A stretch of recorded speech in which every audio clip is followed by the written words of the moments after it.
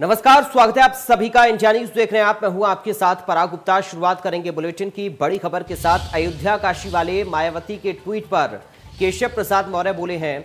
Deputy CM Keshav Prasad Maurya ने पलटवार किया है और कहा कि हम हर हर महादेव, जय श्री राम, जय श्री कृष्ण कहते हैं। इससे इनको दर्द हो रहा है, ये दर्द की दवा कहीं से ले लें। हम लोग न राम कहना छोड़ेंगे, न जय शिव कहना छोड़ेंगे। ये पलटवार केशव प्रसाद मौर्य की ओर से किया गया है मायावती के ट्वीट पर। बड़ी और अहम जानकारी आपको बता रही हैं। अयोध्या काशी वाले मायावती के ट्वीट पर केशव प्रसाद मौर्य का पलटवार सामने आया और केशव प्रसाद मौर्य ने अपने पलटवार में कहा कि हम हर हर महादेव, जय श्री राम, जय श्री कृष्ण कहते हैं। इससे इनको दर्द हो रहा है, ये दर्द की दवा ले लें कहीं से। और साथ ही उन्होंने कहा कि हम लोग ना राम कहना छोड़ेंगे और ना ही जय शिव कहना छोड़ेंगे। तो मायावती के ट्वीट पर केशव प्रसाद मौर्य का पलटवार और कहा कि ना राम कहना छोड़ेंगे। अयोध्या काशी वाले मायावती के ट्वीट पर केशव प्रसाद मौर्य का यह पलटवार है। सपा प्रमुख अखिलेश यादव बुंदेलखंड के ललितपुर पहुंचे, जहां पर उन्होंने एक विशाल जनसभा को संबोधित किया। इस दौरान मंच पर ओम प्रकाश राजभर भी मौजूद रहे। अखिलेश यादव ने मंच पर आदिवासी समुदाय के लोगों को बुलाया और उनके द्वारा दिए गए तीर कमान और हाथ से बनी टोपी को पहनकर उनका सम्मान किया। इस दौरान अखिलेश यादव ने महाराजा खेत सिंह जी की मूर्ति का अनावरण कर समाज को अपने साथ जोड़ने का भी प्रयास किया।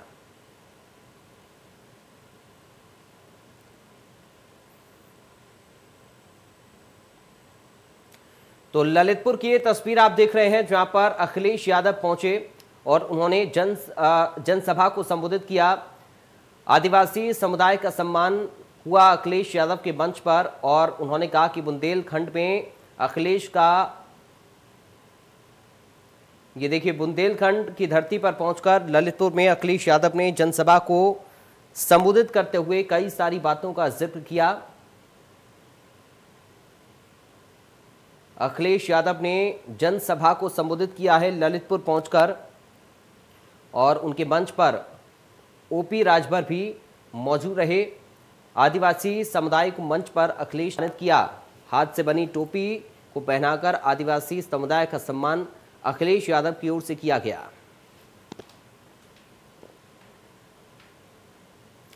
अब खबर महाराजगंज के बेलवा का। पुलिस ने अवैध असला फैक्ट्री का भंडाफोड़ किया।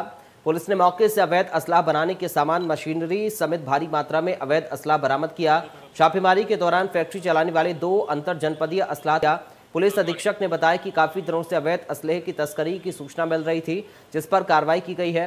पकड़े गए असला तस्करों से पूछताछ में कई नाम सामने आए हैं। ऐसे लोगों पर भी कार्रवाई की जा रही है।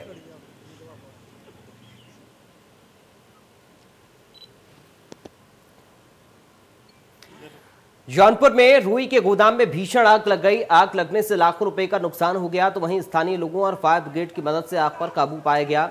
बक्शा थाना क्षेत्र के नोपेड़वा बाजार का ये पूरा मामला है। तो ये तस्वीर हम आपको दिखा रहे हैं, जौनपुर की ये तस्वीरें हैं जहां पर रुई के गोदाम में आग लगी। बक्शा थाना क्षेत्र के नौपेड़वा बाजार का ये मामला, जहां पर रुई के गोदाम में भीषण आग की तस्वीरें हैं। मौके पर अफरा तफरी का माहौल इस आग की वजह से बन गया। लाखों रुपए का नुकसान इस आग में हुआ है। फायर ब्रिगेड की गाड़ी ने मौके पर पहुंचकर आग पर काबू पाया। कोरोना के नए वेरिएंट ओमिक्रॉन ने दहशत मचा रखी है। कई देशों ने अपनी इंटरनेशनल फ्लाइट पर भी रोक लगा दी है। ओमिक्रॉन वेरिएंट कितना खतरनाक है, हमारे संवाददाता ने SGPGI की microbiology expert professor Ujjwala Ghoshal से खास बातचीत की। कोरोना का नया वेरिएंट ओमिक्रॉन इस वक्त पूरी दुनिया में एक तरह से दहशत मचा रखी है। आखिर क्या है ओमिक्रॉन और ये कितना घातक है, इस पर बात करने के लिए हमारे साथ में SGPGI के जो माइक्रोबायोलॉजी एक्सपर्ट हैं प्रोफेसर उज्ज्वला घोषाल जी हैं। उनसे बात करते हैं कि आखिर कितना घातक है ओमिक्रॉन। मैम, ओमिक्रॉन कितना घातक है इस वक्त, क्योंकि दहशत मची हुई है पूरी दुनिया में? देखिए, सबसे पहले तो यही बात कि जैसे ये जो आप घातक, तो ये मैसेज क्लियर होना चाहिए कि इसमें हमें डरने की ज़रूरत नहीं है, है ना। हमें सावधानी की रहने की ज़रूरत है, पर पब्लिक को ये समझना होगा कि डर और दहशत से कुछ नहीं होगा, क्योंकि ये आरएनए वायरस है, तो इसमें म्यूटेशन वैसे ही होते रहते हैं। जैसे अभी तक आपने देखा इतने वेरिएंट हैं, तो इसी तरह एक ये इसका और नया रूप है ना। इसके बाद और भी आएंगे, पहले भी आए थे, तो इससे हमें डरने की ज़रूरत नहीं है। ये बहुत आपने अच्छा सवाल पूछा है, बहुत ज़रूरी भी है। अभी तो देखिए मैं बोल रही हूँ इसलिए मैंने मास्क नीचे किया है, तो सबसे पहले तो बचने के, क्योंकि ये वही वायरस है, बस रूप थोड़ा सा अलग है, तो इसके लिए हमें कोविड एप्रोप्रिएट बिहेवियर याद रखने की ज़रूरत है। इसमें ज़रूरत है कि मास्क पहने, डिस्टेंसिंग करें, और सोशल गैदरिंग में जाना पड़ता है, लेकिन कम से कम गैदरिंग में अभी देखा जैसे रिस्ट्रिक्शन हट गया है, तो आई एम श्योर कि गवर्नमेंट भी इस बारे में सोचेगी कि गैदरिंग में कम लोगों की गैदरिंग हो, है ना। अगर हम पूरी तरह से बंद नहीं कर सकते तो एटलीस्ट रिस्ट्रिक्ट कर सकते हैं कि कितने लोग एक गैदरिंग में हों, क्योंकि जितने ज़्यादा लोग होंगे उतना ही स्प्रेड होने का चांस रहेगा। तो ये सब हमें ध्यान रखना पड़ेगा। लखनऊ से इंडिया न्यूज़ के लिए जय शुक्ला। गाजियाबाद में लोग वायु प्रदूषण को रोकने के लिए नियमों को नहीं मान रहे हैं। गाजियाबाद एयर क्वालिटी इंडेक्स 300 के पार है। गाजियाबाद में लिंक रोड पर हमारे सहयोगी ने जायजा लिया, देखिए रिपोर्ट। की राजधानी से ज्यादा पॉल्यूशन एनसीआर में क्यों है, इसकी हम पड़ताल कर रहे हैं। मैं गाजियाबाद में मौजूद हूं और आपको बताता हूं कि क्यों एनसीआर में लोग लापरवाह हैं और सुधरने का नाम नहीं ले रहे हैं, और यही वजह है कि प्रदूषण बढ़ रहा है। मैं लिंक रोड के पास की आपको तस्वीरें दिखाता हूं। आप देखिए, किसी ने यहाँ पर कूड़ा जला दिया है, जबकि सार्वजनिक जगहों पर इस समय प्रदूषण के चलते कूड़े में आग लगाना पूरी तरह से प्रतिबंधित है। लेकिन इस कूड़े की वजह से देखिए हाल क्या हुआ है। धुआं जो है वो मुख्य जीटी रोड तक जा रहा है, और जो लोग यहाँ से गुजर रहे हैं उनके लिए ये जो धुआं है वो परेशानी का सबब बन रहा है। आपको सामने तस्वीरें दिखाएं, आप देखिए आज भी ये जो स्मॉग है वो लगातार फिजाओं में छाया हुआ है, जिसकी वजह से आबो हवा जो है वो काफ़ी ज़्यादा जहरीली हो गई है।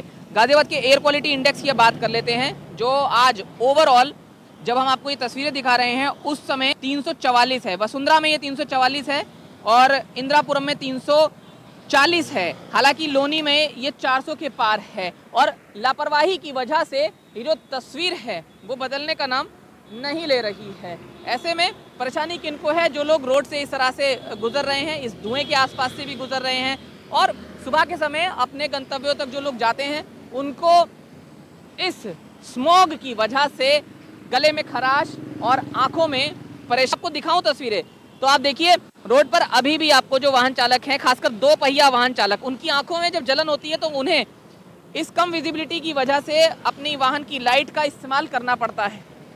ये जो परेशानी है ये उत्पन्न इसीलिए हुई क्योंकि लोगों ने लापरवाही की। पहले जो दिवाली आई उसमें पटाखे जलाए गए, और अब ये सब यहाँ पर किया जा रहा है। ये तस्वीर आपको सब कुछ बता देगी कि लापरवाही किस स्तर तक हो रही है, और इस लापरवाह रवैये से उभरना होगा। सख्ती प्रशासन को करनी है, लेकिन शायद कहीं ना कहीं वहाँ पर भी लापरवाही है, और जब तक ये लापरवाही दूर नहीं होगी तब तक शायद ऐसा लगता है कि इसी तरह की ये आबो हवा की जहरीली तस्वीर लगातार बनी रहेगी। गाजियाबाद से जतिन गोस्वामी, इंडिया न्यूज। देश की 4 दिसंबर को संयुक्त किसान मोर्चा की बैठक होनी है, जिसको लेकर किसान तैयारी में जुटे हुए हैं। गाजीपुर बॉर्डर पर हमारे सहयोगी ने किसानों से बातचीत की, देखिए रिपोर्ट। किसान आंदोलन में सभी किसानों को अब इंतजार है 4 तारीख का, क्योंकि 4 तारीख को संयुक्त किसान मोर्चा की एक बैठक होने वाली है, जिसमें आंदोलन की आगे की दिशा और दशा तय होने वाली है। हम इस समय गाजीपुर बॉर्डर पर मौजूद हैं। ये किसान क्रांति गेट है, जहां पर हमारे साथ किसान मौजूद हैं। उनसे पूछ लेते हैं 4 तारीख की तैयारी क्या है। हमारा संयुक्त मोर्चे की 4 तारीख में मीटिंग है, सभी किसान नेताओं की, वो सब मान्य होगा। एक आदमी कोई जाने को भी तैयार नहीं है। ठीक है, उन्होंने तीनों कानून वापस लिए, कुराली का कानून उन्होंने वापस लिया, बिजली का मसला है। अभी सुनने में आ रहा कि भाई उन्होंने स्टेट गवर्नमेंटों को कहा कि सारे मुकदमों की वो बना कर दो और इनको वापस। लेकिन ये चल रहा है सब जगह कि कुछ किसान जो हैं संगठन वो अलग हो चुके हैं। पंजाब के किसान खासकर वो आंदोलन वापस खत्म करना चाहते हैं जल्द से जल्द। तो इस पर क्या चल रहा है अभी? नहीं, ऐसी तो ये सब चंडू खाने की चल रही है। ठीक है, एक दूसरा कोई से कुछ छोड़ कर नहीं जा सकता, उसे लोग भगोड़ा बतावेंगे, इसलिए कोई जाने को तैयार नहीं है। ये तो सब नहीं घड़ घड़ के बेकार की बकवास है, ऐसा कहीं कुछ नहीं है। तो आप सुन सकते हैं किसानों का क्या कहना है। मैं एक बार आपको पीछे गाजीपुर बॉर्डर पर ये पीछे की जगह दिखा दूं। यहाँ पर अभी अभी मिट्टी डाली गई है। इस जगह को लेकर भी राकेश टिकैत ने एक बयान दिया है। तो वो बयान क्या है आपको पहले ये बता दें कि कृषि मंत्री ने ये कहा कि जिन किसानों की मौत हुई है इस आंदोलन के दौरान, जो कहा जा रहा है किसानों की तरफ से, वो आंकड़े सही नहीं हैं। तो ऐसे में मुआवजा मिलने को लेकर संशय उत्पन्न हुआ, क्योंकि किसान ही कह रहे हैं कि जो मृतक किसान हैं आंदोलन के दौरान, उनके परिवारों को मुआवजा मिलना चाहिए। तो पूछ लेते हैं और किसानों से। कृषि मंत्री ने ये कहा कि आंकड़े नहीं हैं, जो मौत के आंकड़े हैं, किसान जिनको आप कह रहे हैं कि उनकी शहादत हुई है, तो उस पर आपका क्या कहना है? देखो, इस पे कहना ये एक तो सरकार किसानों की शहादत की मजाक उड़ा रही है। क्या किसानों की शहादत को ये सड़कों पर दाह संस्कार कराना चाहते हैं? क्या यहाँ समाधि बनवाना चाहते हैं किसानों की जब गिनती होगी? सरकार का जो रवैया है ठीक नहीं है। अगर इस तरह की बात है, आज राकेश टिकैत जी ने कहा है कि अगर इस तरह की कोई बात है तो क्या किसान अगर कोई यहाँ आंदोलन में शहीद होता तो क्या सड़क पर ये दाह संस्कार करवाएंगे ये लोग? तो अगली जो रणनीति है वो यही है कि इस आंदोलन को सरकार जल्द से जल्द किसानों की बात सुने और यहाँ से इज्जत के साथ किसानों को घर भेजना। 4 तारीख की बैठक में इस मुद्दे पर भी चर्चा होगी संयुक्त किसान मोर्चा की, कि जो आंकड़े सही नहीं है सरकार कह रही है। बिल्कुल, इस बात पर चर्चा भी होगी और अगली जो बैठक है बहुत महत्वपूर्ण है हमारी 4 तारीख की, और संगठन के सारे लोग वहाँ पर बैठेंगे। लेकिन सरकार का जो रवैया है वो अब ठीक नहीं है। सब बात सुनने के बाद केवल एक एमएसपी की बात है, तो एमएसपी की बात तो हमारी मांग है पहली, और जो मांग थी ये, और तो मांग हम तो इसे वापस करना आए थे, वापस कर दिया, लेकिन जो हमारी मांग है वो हमें मिलना चाहिए। हमारा अधिकार है एमएसपी किसान का, तो किसानों की जो लड़ाई है वो यही है कि एमएसपी मिले और किसान अपने घर जाए। तो आपने सुना किसान क्या कह रहे हैं। हमने पीछे वाली जगह के बारे में बात की थी। यहाँ पर राकेश टिकैत साहब ने कहा है कि अगर अनफॉर्चुनेट कुछ होता है, किसी किसान की मृत्यु हो जाती है, तो यहाँ पर अंतिम संस्कार, यहीं पर अंतिम संस्कार होगा।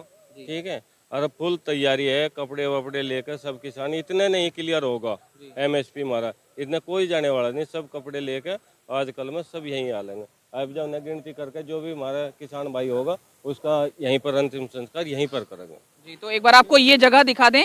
इस जगह पर जो किसान है वो कह रहे हैं कि अगर सरकार के पास आंकड़े नहीं है तो आंकड़े बताने के लिए, जो अगर किसी किसान की इस पूरे आंदोलन के दौरान मृत्यु होती है तो उनका अंतिम संस्कार यहीं किया जाएगा।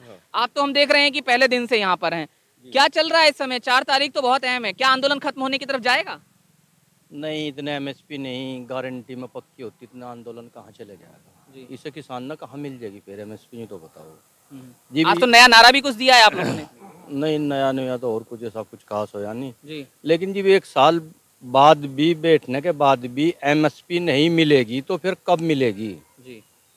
इतने एमएसपी पे पक्का कानून नहीं बनने का इतने किसान कहाँ जान लग रहे हैं, क्योंकि पीछे फोन कर दिया भाई अपने कंबल लेकर वापसी आ जाओ जी, वापसी चल दिया किसान। ये कह रहे हैं कि कंबल लेकर आ रहे हैं किसान, टेंट नहीं लेकर आ रहे हैं, क्या ये सही है? हाँ, आज से हमने बदलना शुरू कर दिया। हमारे जो पुराने सामान हो गए थे उनको वापस हमने गांव भेज दिया, वहां से सारे के सारे अब नए आएंगे, राशन भी नया आएगा, टेंट का सामान भी नया आएगा। ये सरकार की कोई नई चाल है क्या कि अब सरकार ये कहने पर तुल गई कि जो है कि हमें समाधि बना करके दिखाओ, कोई उसका नया षड्यंत्र है क्या ये? इसलिए हमने आज नारा दिया है, हमारे राकेश टिकैत जी ने ये नारा दिया है नेताजी ने कि एमएसपी अब नहीं तो कभी नहीं। ये देश के सभी किसानों को समझना होगा और इसकी तैयारी करके अपने गांव से बोरिया बिस्तर बांध करके ट्रैक्टर पर तैयार रहना होगा, क्योंकि कभी भी आपको यहाँ आना पड़ सकता है। जी, आप भी बुजुर्ग किसान हैं, क्या वापस जा रहे हैं? सरकार भी कहती है कि बुजुर्ग किसान है, ठंड बहुत है। ठंड नहीं है हमारे लिए, भाई सब कपड़े तैयार हैं यहाँ पर, 2 लोई हैं, कंबल है, सफेद है, हम तैयार हो गए आए, घर से तैयार हो गए आए हम। तो किसानों से हमने विस्तार पूर्वक इस मसले पर बात की। एक बार गाजीपुर बॉर्डर की आप तस्वीरें देख लीजिए।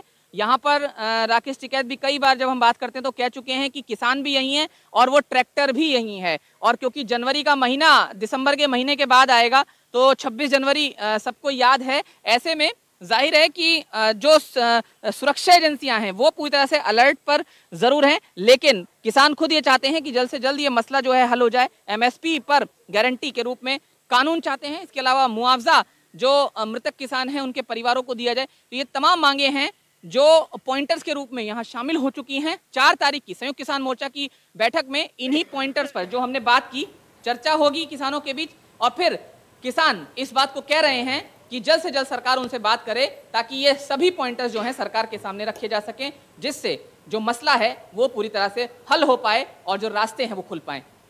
गाजीपुर बॉर्डर पर किसान क्रांति गेट से उधर आम आदमी पार्टी के प्रदेश प्रभारी का पदयात्रा कालाढूंगी विधानसभा पहुंची, जहां पदयात्रा में भारी संख्या में लोग शामिल हुए।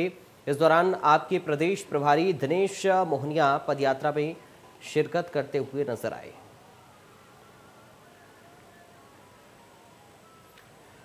तो ये तस्वीर हम आपको दिखा रहे हैं कालाढूंगी से, ये तस्वीरें जहां पर पदयात्रा पहुंची आम आदमी पार्टी के प्रदेश प्रभारी की।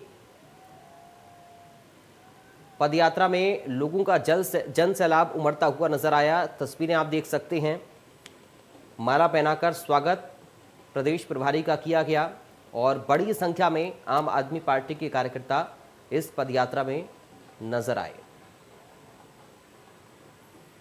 जन सैलाब लोगों का उमड़ा, बड़ी तादाद में आम आदमी पार्टी के कार्यकर्ताओं को आप देख सकते हैं। आम आदमी पार्टी की टोपी लगाकर कार्यकर्ता इस पदयात्रा में शामिल हुए।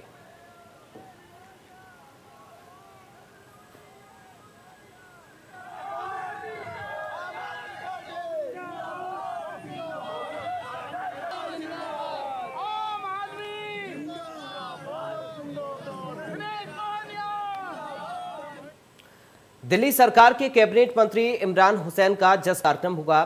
आप जनसंवाद कार्यक्रम के तहत सभा में लोगों की भीड़ उमड़ी। इमरान हुसैन ने कहा कि इस बार जनता के पास तीसरा विकल्प है। उत्तराखंड के लोग बदलाव चाहते हैं।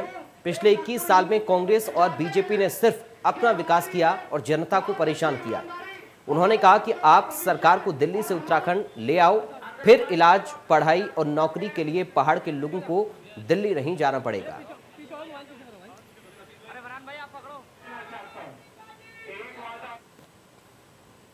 दिल्ली सरकार में मंत्री राजेंद्र पाल गौतम ने कहा कि दिल्ली की जय भीम मुख्यमंत्री प्रतिभा विकास योजना उत्तराखंड में भी लागू होगी। इस योजना से कम आय वाले परिवारों के छात्रों को प्रतियोगी परीक्षाओं के लिए मुफ्त कोचिंग प्रदान की जाएगी। उन्होंने कहा कि दिल्ली सरकार ने इस योजना के माध्यम से 2500 रुपए का ट्रैवल स्टाइपेंड भी प्रदान किया है। ऐसी तमाम सुविधाएं उत्तराखंड में भी सरकार बनने पर यहां के छात्रों को दी जाएंगी। उन्होंने विपक्ष पर निशाना साधते हुए कहा कि 21 साल के इस प्रदेश में आज सुविधाओं का अकाल पड़ चुका है। कहा कि ऐसी सरकार को सत्ता में रहने का कोई हक नहीं है।